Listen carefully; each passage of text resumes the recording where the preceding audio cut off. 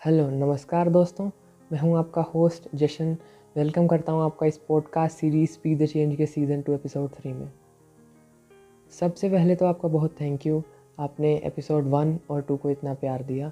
अगर अब तक आपने उन्हें चेकआउट नहीं किया तो प्लीज़ जाकर पहले उन्हें देखिए, क्योंकि वो बेसिस है हमारे इस काल की सीरीज़ का। एपिसोड 3 बहुत ही ज़्यादा डीप होने वाला है, क्योंकि हमने इसमें कुछ ऐसे फीचर शेयर करे हैं, कुछ ऐसी कैरेक्टरिस्टिक्स शेयर करी हैं कल के अवतार की जो इस दुनिया में प्रेजेंट हैं। कैसे हम उन्हें आइडेंटिफाई कर सकते हैं, कैसे हम इस डिस्क्रिप्शन से उनके साथ उन्हें कनेक्ट कर सकते हैं उनके साथ, ताकि जो ये युग परिवर्तन का समय चल रहा है, कलयुग ख़त्म हो रहा है, सतयुग की शुरुआत होने जा रही है, हम इससे निकल कर सतयुग में जा सकें। कैसे हम उनका मजाक उड़ाने की बजाय उनसे कनेक्ट हो सकें। इससे पहले एक छोटी सी इन्फॉर्मेशन है कि अब be the change community Instagram पे भी एक्टिव है। तो अगर आप चाहते हैं शॉर्ट कंटेंट वीडियोस को एक्सेस करना, जो सेल्फ इम्प्रूवमेंट के बारे में होंगी, जो कल के अवतार के बारे में होंगी, जो चाहे अगर आप स्टूडेंट हैं, चाहे अगर आप कॉर्पोरेट सेक्टर में आपको हेल्प करेंगी, तो आप इंस्टाग्राम पर जाकर उसे फॉलो कर सकते हैं उस पेज को। उसका हैंडल कुछ ऐसा है। कल की अवतार की बात शुरू होती है एक प्रॉमिस से, एक प्रॉमिस जो श्री कृष्ण भगवान ने हमसे, इस मानवता से किया था कि यदा यदा ही धर्मस्य ग्लानिर्भवतं भारत अभ्युत्थानम् अधर्मस्य तदात्मानं सृजाम्यहम्। कि जब जब इस मानवता के धर्म की हानि होगी, जब जब अधर्म फैलेगा, तब तब मैं इस दुनिया में अवतार लेके आऊँगा और धर्म संस्थापना करूँगा। अब कुछ लोग इस टॉपिक को बहुत ही ज़्यादा मिसलीडिंग बताते हैं कि अभी तो लाखों साल पड़े हैं कलयुग को ख़त्म होने में, हमारे पास एक गिवन डाटा है कि 4,32,000 बाद कल के अवतार होंगे, धर्म संस्थापना करेंगे, कलयुग ख़त्म करके सतयुग की शुरुआत करेंगे। आप अगर रिसर्च करें पिछले कुछ सालों में भी कि क्या क्या चीज़ें इस ह्यूमैनिटी ने फेस की हैं, चाहे हम हिटलर के समय में बात करें, जो ज्यूज़ के साथ उन्हें तड़पा तड़पा कर मारा जाता था, जो कंसंट्रेशन कैंप में उनके साथ किया जाता था, जो ट्विन एक्सपेरिमेंट नाम से एक्सपेरिमेंट किए गए, जो जेनेटिक एक्सपेरिमेंट किए जाए जापानीज़ वॉर के ड्यूरिंग, कैसे लोग तड़प तड़प कर मरे हैं उसके अंदर, कैसे मासूम लोगों को शिकार बनाया जाता था ईबी इस्लाम के नाम के एक डिक्टेटर के द्वारा, जो कैनाबलिज्म को फॉलो करता था। क्या इस मानवता ने अब तक फेस किया है? चाहे हम रेप्स ऑफ नैनकिंग की बात करें, रिसर्च कीजिए, क्या इस समय में अभी पेडोफिलिया रैकेट्स चल रहे हैं जिसमें सेक्स ट्रैफिकिंग करी जा रही है बच्चों की, तो क्या ये सब धर्म की हानि नहीं है? या फिर अभी हज़ारों साल और ऐसा इंक्लाइन जाएगा तो श्री कल्कि का अवतार होगा इस दुनिया में धर्म संस्थापना के बारे में? आप खुद सोच सकते हैं इससे बुरा अब और क्या होगा। अब अगर हम साइंटिफिकली भी बात करें तो रिसर्च कीजिए कि कैसे साइंटिस्ट क्लेम कर रहे हैं कि 2050 तक काफ़ी ऐसे कोस्टल एरियाज सबमर्ज हो जाएंगे समुंदर के अंदर due to increasing global warming. Research कीजिए इंक्रीजिंग नेचुरल कैलामिटीज़ के बारे में। रिसर्च कीजिए कि क्या ये अर्थ विदस्टैंड कर सकता है हज़ारों साल तक ऐसे एग्जिस्ट करने का। ये रिसर्च कर कर आपको ये बात बिल्कुल समझ आ जाएगी कि अर्थ इतने साल एग्जिस्ट ही नहीं कर सकता। एक ऐसा अब पोटेंशियल सोलर फ्लेयर भी इतना पोटेंशियल रखता है कि वो इस मानवता को इस दुनिया से ख़त्म कर सके। तो किसी भी तरीके से, चाहे वो इंक्रीजिंग पॉपुलेशन है, नेचुरल कैलामिटीज़ है, ग्लोबल वार्मिंग है, हम हज़ारों साल तक इसे चला ही नहीं सकते। और अगर हम इसे एक दूसरे पर्सपेक्टिव से देखें कि हम कहते हैं कि इन्वेजन्स में हमारा जो वैदिक नॉलेज था, हमारा स्क्रिप्चर का जो नॉलेज था, उसे डिस्ट्रप्ट किया गया, उसे अल्टर किया गया ताकि हम सच्चाई को ना जान सके। तो हो सकता है ये भी उस प्लान का पार्ट ही हो कि इन्हें पता ही ना चले कि युग परिवर्तन का समय कब है। ये हो सकता है एक कली की सामाजिक व्यवस्था का पार्ट हो कि मास अवेकनिंग ना हो सके। मास अवेकनिंग कैसे? अगर हमें पता ही होता कि ये समय युग परिवर्तन का है, कल की अवतार इस दुनिया में है, तो एक मास मेजॉरिटी ऑफ पॉपुलेशन उनके साथ हो जाती कि कल की अवतार इस दुनिया में है और हम उनके साथ होकर धर्म की संस्थापना में उनका साथ दें। फिर तो कली के साथ कौन होगा? तो हो सकता है this can be a part of misinformation by Kali कि कलयुग को जाना कैसे जाता है, the age of misinformation, the age of misinterpretation, कि झूठ का युग है। यहाँ पर सच को झूठ, झूठ को सच माना जाता है। तो किसी भी तरीके से ये अर्थ विथस्टैंड नहीं कर सकती हज़ारों साल और ये सिर्फ एक भ्रम मात्र है हमारी मेजॉरिटी ऑफ पॉपुलेशन को भ्रमित करके रखने के लिए, ताकि हम कल की अवतार से ना जुड़ सकें और इस युग परिवर्तन के समय में वैनिश हो जाएंगे जैसे मेजॉरिटी ऑफ पॉपुलेशन ख़त्म होगी। इसके अलावा अगर हम कुछ ऐसे रीसेंट रिसर्चर्स की, संत महात्माओं की भविष्यवाणी प्रेडिक्शंस भी देखें, चाहे हम जय गुरुदेव जी की बात करें, जो उन्होंने कहा था कि एक हिंदू संत इस दुनिया में उजागर होने जा रहा है, जो इस दुनिया से ये सब धर्म मजहब के झगड़े मिटाकर, ऊंच नीच जात के झगड़े मिटाकर इंसानियत ही धर्म है, ये पाठ पढ़ाएगा,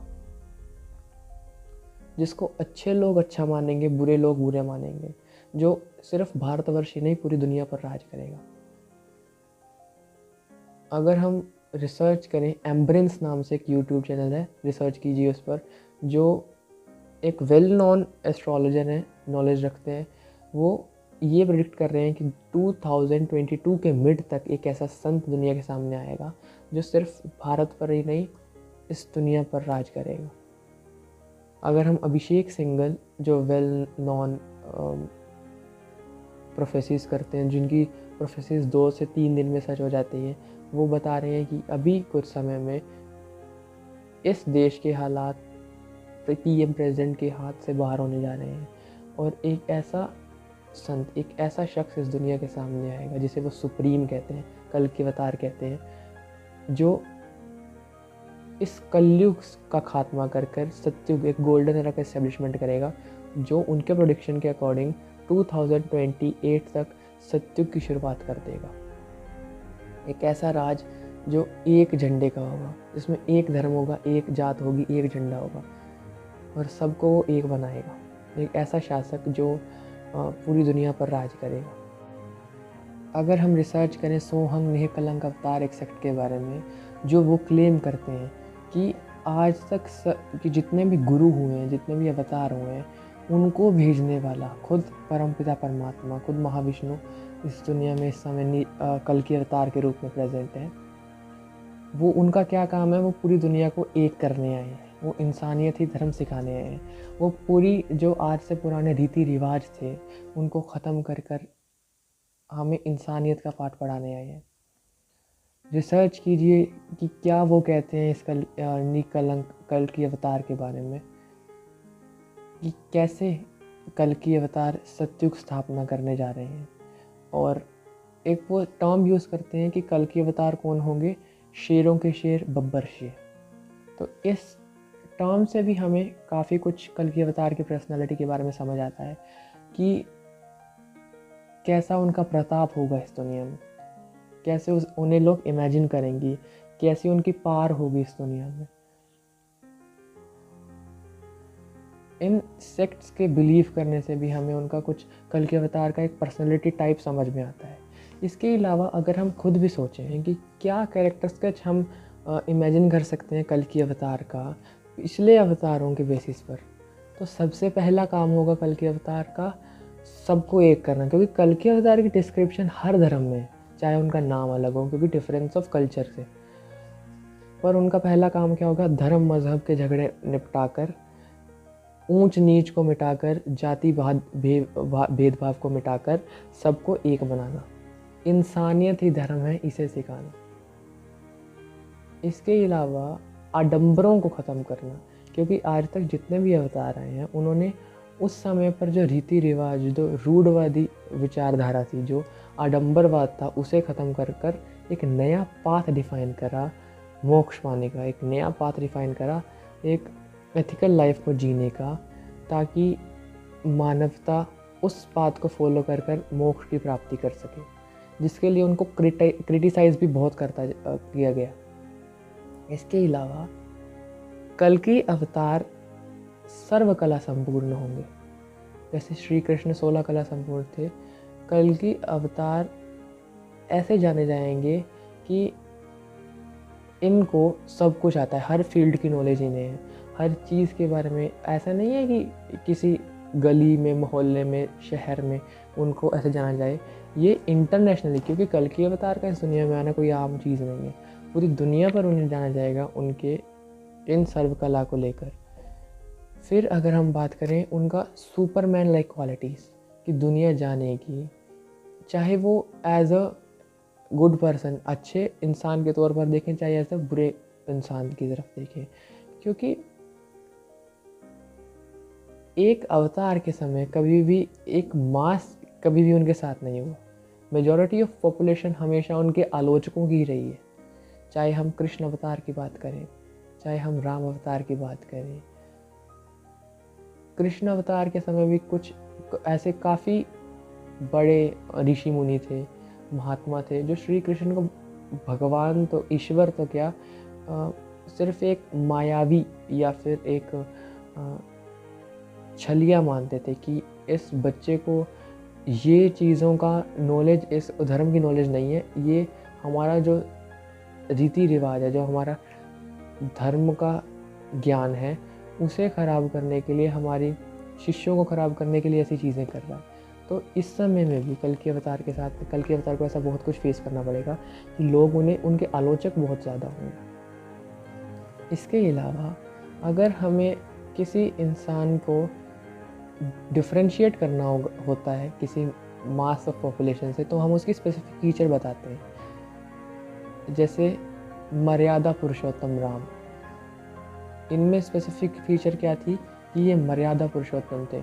इन्होंने अपनी मर्यादा को नहीं त्यागा, रावण से लड़ाई करते हुए भी, युद्ध करते हुए भी, कि चाहे वो अदृश्य होकर वार कर रहा था, चाहे वो एक जगह से छुपता था, दूसरी जगह आकर वार करता था, फिर भी वो एक आम इंसान के तौर पर उससे लड़ते रहे।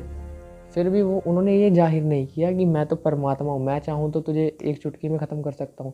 ये रामायण तो एक लीला है, रामायण तो लीला है ताकि एक पाथ रिफाइन हो जाए मोक्ष की प्राप्ति का, पाथ रिफाइन हो जाए धर्म संस्थापना का, युग परिवर्तन हो सके। इसी तरह से जो कल्कि अवतार होंगे उनका डिस्क्रिप्शन है निष्कलंक अवतार। निष्कलंक, अगर हम इसको ब्रेक डाउन करते हैं, निष्कलंक मतलब बिना किसी कलंक के। इसका मतलब एक एपिसोड ऐसा भी आएगा कल्कि अवतार की लाइफ में जिसमें उन पर कलंक मढ़े जाएंगे, उन पर ऐसे आरोप लगाए जाएंगे, क्योंकि श्री कृष्ण भगवान पर भी हमें एक हीरोइक लाइफ दिखाई जाती है, हमें दुख दर्द नहीं बताए जाते, हमें ऐसी इंस्टेंस नहीं बताए जाते जब जिनको फेस करना पड़ा अवतारों को भी, ताकि वो हमें समझा सकें कि जीवन यापन कैसे करना है। जैसे श्री कृष्ण के चरित्र पर सवाल उठाया शिशुपाल ने, उनको हथकड़ियाँ पहनाई, उनके साथ बुरा बर्ताव करा दुर्योधन ने जब वो 5 ग्राम का लेकर आए थे। कुरुक्षेत्र में जब किसी के अंग कट रहे थे तो रक्त मेरा बह रहा था, कोई वीर गति को प्राप्त होता था तो अपनी पीड़ा की धरोहर मुझे देकर जाता था। विजय का सुख मैंने भोगा है माता, तो पराजय का दुख भी केवल मैंने भोगा है।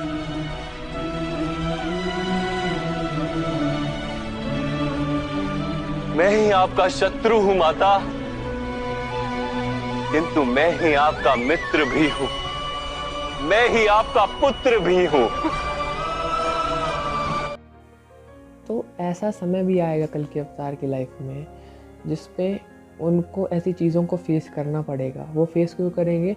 हमें एक पाथ डिफ़ाइन करने के लिए, हमें बताने के लिए कि हम एक एथिकल लाइफ कैसे जी सकते हैं, कैसे हम धर्म के अनुसार जीवन यापन कर कर मोक्ष की प्राप्ति कर सकते हैं।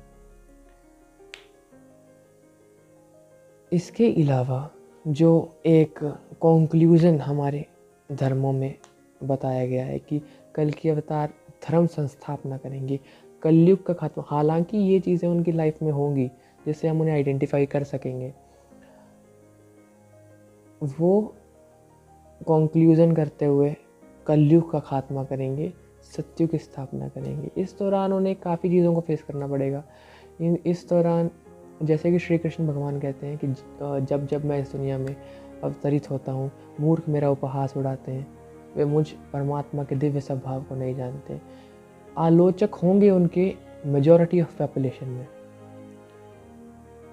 और कुछ सहायक भी होंगे, चाहे वो कम होंगे पर वो जानेंगे कि ये कल की अवतार है। आज हम इनके साथ जुड़े हैं, आज नहीं तो कल इतिहास में जब लोगों को पता लगेगा कि कल की अवतार इस दुनिया में आए थे तो उन्होंने कैसे धर्म संस्थापना करी और कैसे कुछ लोग उनके साथ उस समय भी जुड़े थे जब उनके आलोचकों की संख्या ज़्यादा थी। तो ये था एपिसोड 3 कल्कि के फीचर्स के बारे में। एपिसोड 4 बेस्ड होगा कली के ऊपर, उस डीमन के ऊपर, दज्जाल के ऊपर, जिसने ये सामाजिक व्यवस्था को बनाया, जो नहीं चाहता कि हम ये जाने कि ये समय युग परिवर्तन का है, जो नहीं चाहता कि हम कल्कि के साथ जुड़कर इस युग परिवर्तन के समय से निकलकर सत्युग में जा सकें, हम एथिकल लाइफ को अपना सकें। कैसे उसने सामाजिक व्यवस्था खड़ी करी और क्या उसके फीचर हैं, कैसे वो इस दुनिया में प्रेजेंट है, और चाहे हम फ्री मेजन्स का इल्यूमिनाटी करें, कैसे वो कंट्रोल कर रहा है हम सबको, मेजॉरिटी ऑफ पॉपुलेशन को ये जानने नहीं दे रहा कि कल की अवतार कौन है।